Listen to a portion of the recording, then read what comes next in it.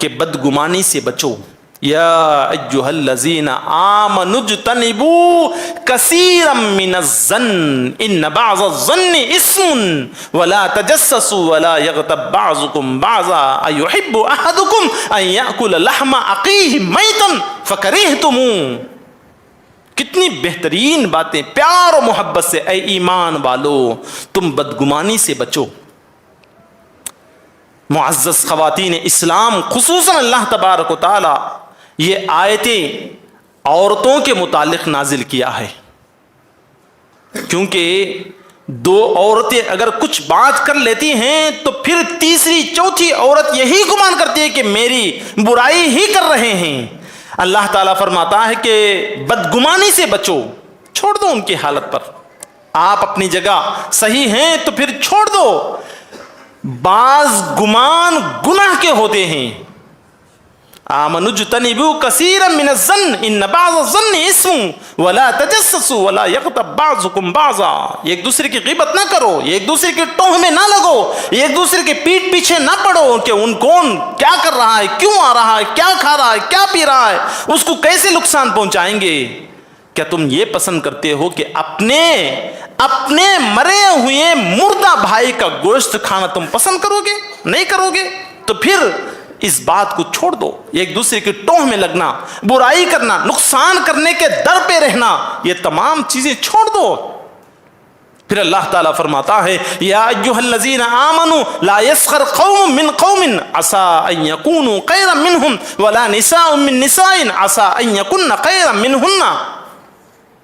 ایک دوسرے کو کم نہ سمجھو، ایک دوسرے کو کم نہ سمجھو. ہم لوگ ایک دوسرے کو کم سمجھتے ہیں، جس کی وجہ سے بدگمانی پیدا ہو جاتی ہے. بدگمانی کے بعد اب قسم کے دل کے اندر شیطان جال بچھاتا ہے، جس میں پھنس کر جو ہے جنت کو جانے کے بجائے جہنم میں چلے جاتے ہیں. ایک اور خاص بات چھوٹی سی حدیث سے بتا کر اپنی بات کو ختم کر دیتا ہوں.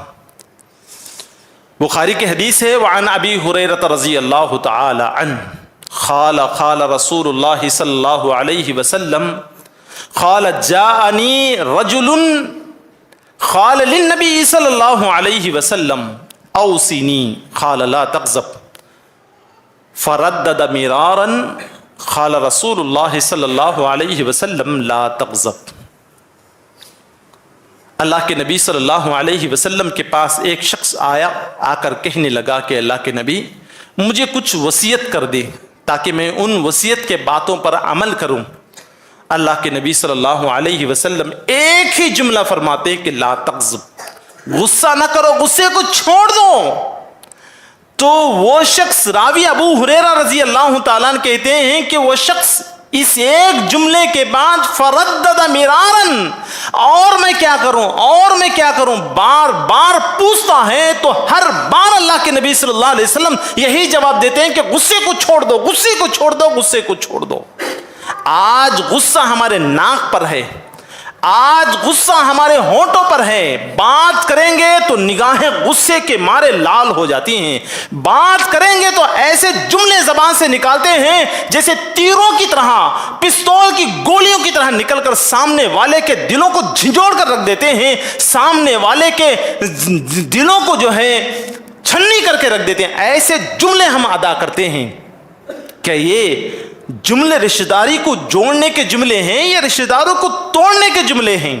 نگاہیں بڑی کر کے، لال کر کے رشتہ داروں سے بات کرنا، کیا یہ رشتہ داری نبھانے کے اطوار ہیں، طریقہ ہے، یا رشتہ داری کو توڑنے کا طریقہ ہے؟ یہ سوچ لے اور پھر اس کے بعد سوال اپنے آپ سے کر لیں کہ ہم اپنے رشتہ داروں کو کیسے جڑا لیں، محبت کے دامن میں کیسے انہیں آغوش میں اور محبت کے دامن میں انہیں کیسے لے لیں.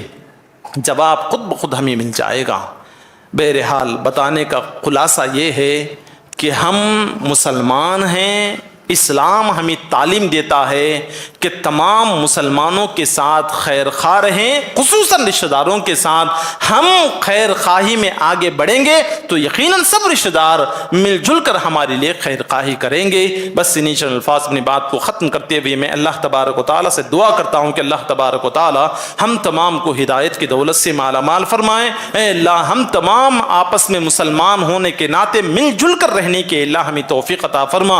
اے اللہ ایک دوسرے سے نفرت کرنے سے اللہ ہماری حفاظت فرما، نفرت کے الفاظ ادا کرنے سے بھی اللہ ہماری حفاظت فرما۔ اے اللہ ایک بن کر رہنے کے اللہ ہمیں توفیق عطا فرما، منتشر ہو جانے سے اللہ ہماری حفاظت فرما۔ اے اللہ کہنے سننے زیادہ عمل کی توفیق عطا فرما۔